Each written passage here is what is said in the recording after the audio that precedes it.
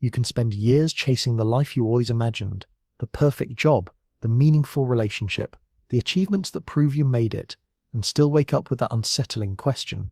Why doesn't this feel as good as I thought it would? You finally reach the peak of the mountain you've been climbing for years, but instead of feeling triumphant, you find yourself scanning the horizon, already looking for a higher summit. That nagging sense of something's missing can feel like failure, like evidence that you're broken or ungrateful. But what if that feeling isn't a flaw at all? What if it's actually evidence that your mind is functioning exactly as it was designed to? Inside your brain is a hidden engine, an ancient piece of psychological machinery that has been running on autopilot for hundreds of thousands of years. Its purpose is not your happiness. Its purpose is your survival. And survival and satisfaction don't often coexist. Until you understand this internal engine, how it works, why it exists, and how it shapes your emotions, you'll always be looking outside yourself for the fix to an inside problem. You'll keep rearranging the external pieces of your life, hoping to stumble into lasting fulfillment, never realizing that the restlessness you feel isn't coming from your environment, it's coming from your evolution. This isn't another video about 7 quick steps to be happy. Think of this as an owner's manual for the mind you're carrying around every day. Today, we're going to expose the psychological machinery that unconsciously creates dissatisfaction no matter how good your life becomes. We'll break down the 5 gears of this engine, 5 built-in mechanisms designed to keep you searching, striving, and scanning for what's missing. But this isn't a message of hopelessness, because once you understand the machine, you stop being controlled by it. You stop obeying every impulse it generates. You become the driver instead of the passenger. And from there, real peace becomes possible. Not because your life becomes perfect, but because your relationship with your own mind changes. We live in the most comfortable era of human history. We have instant entertainment, unlimited information, and more opportunities than our ancestors could even imagine. We can fly across the world, order food to our doorstep, and communicate with anyone in seconds. And yet, despite all this abundance, millions of people feel a quiet hum of emptiness, a subtle discontent, a restless whisper asking, is this really it? We're taught that satisfaction is just one upgrade away. The next purchase, the next accomplishment, the next milestone. Just get that, and then you'll finally exhale. So we chase, we acquire, we achieve. And for a moment, we feel good, really good. But then, like always, the feeling fades. The new car becomes just a car. The dream relationship becomes just the relationship. The exciting job becomes just Monday. And we blame ourselves. We think we're ungrateful. We think we're flawed. We think something in our lives is still missing. But the truth is, the problem isn't your life, it's your programming. Section 1, the hidden engine revealed. Your survival first brain. To understand why dissatisfaction is so persistent, we have to travel far into our evolutionary past. Not a few generations, but hundreds of thousands of years, back into the brutal environment that shaped the human brain. Your brain is ancient survival software running on modern hardware. It was sculpted for a world filled with predators, starvation, cold, tribal conflict, and constant uncertainty. In that world, being perfectly content was dangerous. Satisfied human was a vulnerable human. Imagine 2 early humans. One eats a big meal, leans back and thinks, I'm good, life is great. The other eats the same meal but feels a tug of anxiety. This won't last. I need more food. I need to reinforce the shelter. What was that sound in the bushes? Guess which one is more likely to survive the winter? You're descended from the anxious one. Our brains were optimized for vigilance, scarcity, and survival, not fulfillment. They evolved to constantly scan for 3 things. What's wrong? What might go wrong? What am I lacking? In an environment filled with genuine danger, this was essential. But in a world of supermarkets, thermostats, and locked doors, the engine keeps humming, searching for modern threats that don't really threaten us. The rustling bushes have become unanswered texts, awkward social moments, or the fact that someone else seems to be doing better than you. And here's the kicker, about 30–50% of your emotional baseline, your tendency toward optimism or anxiety, is shaped by your genetic temperament. Some nervous systems are inherently more threat sensitive. This doesn't doom you, but it explains why you can't simply positive think your way out of dissatisfaction. This isn't a moral failing, it's the echo of survival instincts passed down for thousands of generations. To find peace in a modern world, we need to understand the gears of this ancient engine, because it's running your mental life whether you realize it or not. Section 2. The 5 gears of the dissatisfaction engine. This engine isn't one monolithic force.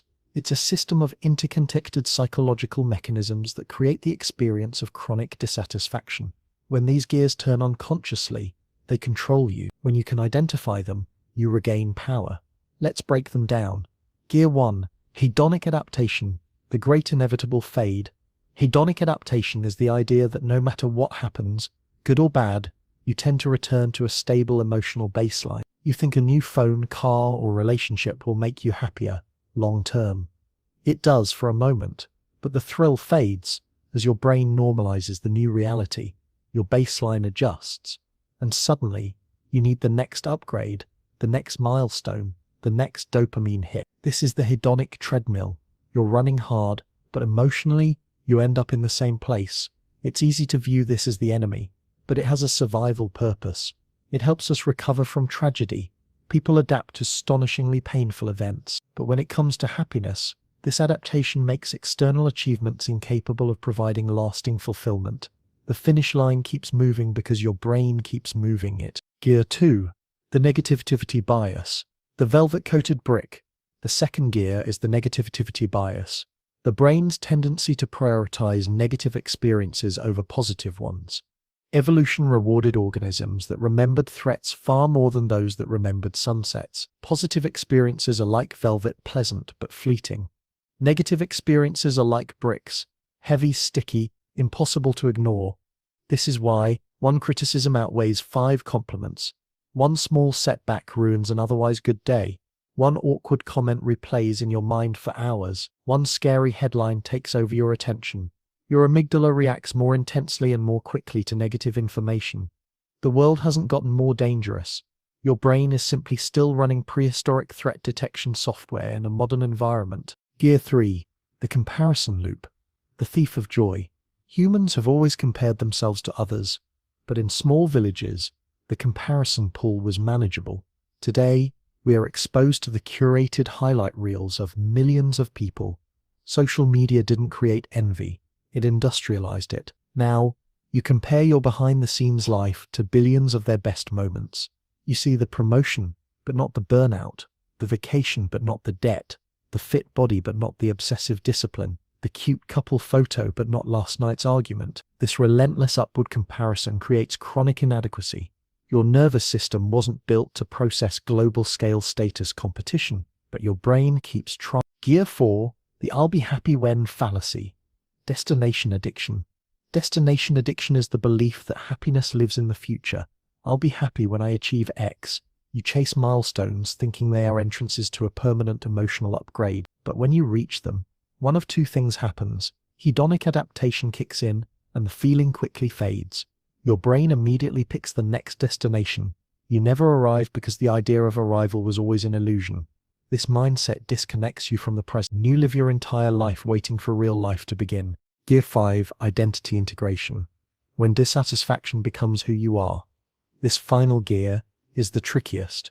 After years of running on the previous 4 gears, dissatisfaction can become part of your identity. You start to see yourself as the stressed one, the unlucky one, the struggler, the cynic, the person for whom nothing ever works out. Being unhappy becomes familiar, predictable, safe. You don't choose this. It happens slowly, as your repeated emotional patterns turn into stories, and those stories calcify into self-perception. And once unhappiness becomes part of your identity, happiness itself feels foreign, even suspicious. This is why some people sabotage progress. A positive shift threatens the stability of the identity they've built around dissatisfaction. Section 3. Rewiring the engine. A practical guide to contentment. Understanding your mind's programming is only step 1. Knowledge without action won't change how you feel day to day. The goal isn't to eliminate the engine. It's part of your biology, but to install new mental software that counterbalances each gear. Here's how to do it. Solution 1. Counteracting hedonic adaptation with gratitude and savoring. Hedonic adaptation thrives on taking things for granted. Gratitude disrupts that autopilot, and not the vague, forced kind. Real gratitude is about intentionally noticing what is already good. The 3 good things practice is one of the simplest and most powerful ways to retrain your brain. Each night, list 3 things that went well and why they happened. This forces your mind to scan for positives instead of deficits. Savoring takes it a step further. Savoring means slowing down and absorbing the emotional flavor of a positive moment. When something good happens, pause, feel it fully, share it, remember it. This deepens the neural imprint and slows down adaptation. These practices are not fluff, they are neuroscience. You are reshaping your attentional pathways. Solution 2. Taming the negativity bias with mindfulness and reframing. The negativity bias doesn't disappear if you fight it.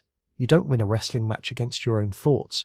Instead, you change your relationship with them. Mindfulness helps you observe thoughts without being consumed by them. When a negative thought arises, label it fear, judgment, prediction. You become the witness instead of the participant. Reframing takes the next step, asking whether the thought is accurate, useful, or the only interpretation. This isn't delusion, it's perspective. You train your brain to consider multiple angles instead of defaulting to doom. Solution 3. Escaping the comparison loop with media awareness and internal validation. You cannot stop comparing. That's hardwired, but you can choose your comparison environment. Start by curating your digital world. Unfollow accounts that trigger insecurity. Follow creators who inspire, educate, or ground you. Create boundaries around your screen time. But the deeper solution is internal validation. You redefine success not based on external metrics but on alignment with your values. When you measure yourself by who you're becoming rather than how you rank, the comparison loop loses its power. The only person worth comparing yourself to is who you were yesterday. Solution 4. Overcoming destination addiction with process goals and presence. Shift from goals that focus on outcomes to goals that focus on identity and daily actions. Instead of I'll be happy when I lose 20 pounds, think I'm becoming someone who moves their body every day. The second version is actionable. It creates daily wins. It roots happiness in the present instead of the future. Presence is not some mystical concept. It simply means giving your full attention to whatever you're doing. When you're working, work. When you're resting, rest. When you're with someone, be with them. Life doesn't happen in the future. It happens in the process. Solution 5. Rebuilding an identity beyond dissatisfaction. If dissatisfaction has become part of who you think you are, you must consciously craft a new identity from the inside out. Start with honest reflection. What do you gain from being dissatisfied? Protection, predictability, bonding. Then begin shifting your narrative. Slowly, steadily. Speak differently about yourself. Notice small wins. Take actions that prove you can be someone who experiences peace, not just struggle. Identity is not fixed, it's accumulated evidence. Give yourself new evidence. Conclusion: we've explored the hidden psychological engine that drives modern dissatisfaction and the 5 gears that power it. It's easy to hear all this and feel doomed, but this knowledge is not a curse, it's a breakthrough. You're not defective, you're not uniquely flawed. Your brain is doing what it was built to do: survive, not satisfy. But you live in a world where survival is no longer the primary challenge, and that means you get to upgrade the software. Gratitude counters adaptation. Mindfulness softens the negativity bias. Internal validation breaks the comparison loop. Presence dissolves destination addiction. Identity work frees you from chronic dissatisfaction. The engine will always hum in the background, but it doesn't have to steer your life. You can listen without obeying. You can steer your attention with intention. You can cultivate contentment from the inside out. The search for the outside solution to the inside problem can finally end, because the tools you need, the ones that create peace, resilience, and meaning, have been available within you all along. Thank you for joining me on this deep dive into the psychology of dissatisfaction. If this video gave you a new way to understand your mind, hit the like button and subscribe for more content on building a grounded, fulfilling inner life. Now I want to hear from you. Which of the 5 gears do you recognize most in your own life? Share your experience in the comments. When we understand each other's struggles, we all grow stronger. Thanks for watching.